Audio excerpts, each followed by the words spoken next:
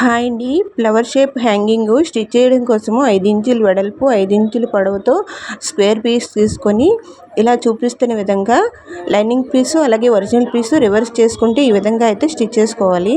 ఆ తర్వాత మూలల దగ్గర చిన్న చిన్నగా కట్స్ పెట్టుకొని మధ్యలో ఫోల్డింగ్ చేసుకుంటూ మళ్ళీ చిన్నగా కన్నం పెట్టి ఈ విధంగా అయితే రివర్స్ చేసుకోవాలన్నమాట. ఆ తర్వాత 4 సైడ్లు చివర్లో అయితే స్టిచ్ చేసుకొని మళ్ళీ మధ్యలో ఫోల్డింగ్ చేస్తూ ఈ విధంగా అయితే మళ్ళీ కన్నం పెట్టి థ్రెడ్ని తీసుకొని ఈ కన్నం దగ్గర అయితే ఇలా గుచ్చుకుంటూ ఇక్కడ చూపిస్తున్న విధంగా నేను ఎలా అయితే డ్రా చేశానో ఆ విధంగా డ్రా చేసుకుంటూ ఇలా అయితే స్టిచ్ చేసుకోవాలండి.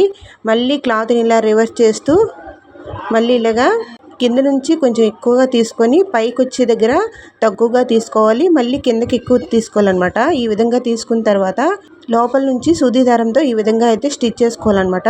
ఈ విధంగా స్టిచ్ చేసుకుంటే మనకి ఫ్లవర్ షేప్ హ్యాంగింగ్ రెడీ అయిపోతుందండి. నచ్చింది అనుకుంటే లైక్ చేయండి, సబ్స్క్రైబ్ చేయండి. Thank you.